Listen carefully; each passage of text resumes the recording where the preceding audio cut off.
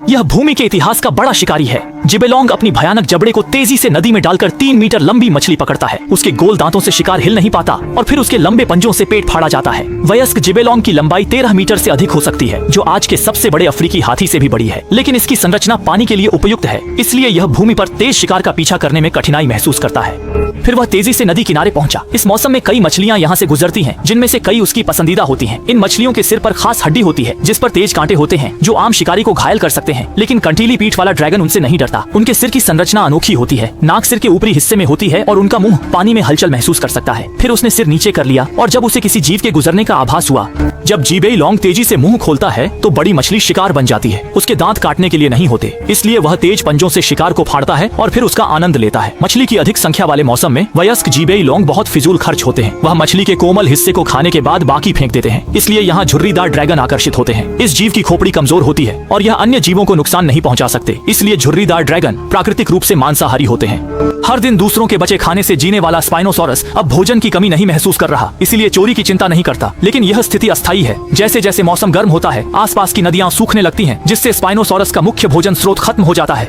बचे तालाब तक पहुंचना भी मुश्किल है, क्योंकि वहां सामान्य और वयस्क मगरमच्छ हैं, जो स्पाइनोसॉरस से मुकाबला कर सकते हैं। पेट भरने में असमर्थ स्पाइनोसॉरस अब उनसे लड़ने की हिम्मत नहीं कर पा रहा। ये सरीसृप हाइबरनेशन से सूखे का सामना कर सकते हैं, लेकिन जीबे ड्रैगन ऐसा नहीं कर सकता। स्थिर तापमान वाले बड़े जीव के रूप में इसे जीवित रहने के लिए रोज बहुत खाना चाहिए। मजबूरी में इसे जमीन पर आना पड़ता है। इस समय आसपास के शाकाहारी जीव पहले ही जा चुके हैं और कई टेरोसॉर हड्डियों से मांस के टुकड़े खोज रहे हैं। उड़ने की क्षमता के कारण वे सड़े मांस को ढूंढ सकते हैं, लेकिन जैसे ही वे खा रहे होते हैं, पीछे से एक स्पाइन बैक ड्रैगन हमला कर देता है। शक्तिशाली काटने की क्षमता के तहत ये टेरोसॉर जल्दी ही अपनी जान गंवा बैठता है। लेकिन इतना खाना पर्याप्त नहीं था और वह बड़े शिकार नहीं पकड़ सकता था।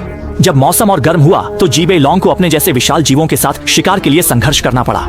इस बार उसका सामना वयस्क शाचीलोंग से था, जो खुद शीर्ष शिकारी था, और जिबेलोंग ने जमीन पर अपनी बढ़त खो दी थी। तीव्र संघर्ष के बाद हालांकि जिबेलोंग ने अपने आकार के बल पर जीत हासिल की, लेकिन वह गंभीर रूप से घायल हो गया, जिससे वह आगे शिकार नहीं कर सका। कुछ दिन आराम करने के बाद भी वह घाव के संक्रमण से नहीं बच सका।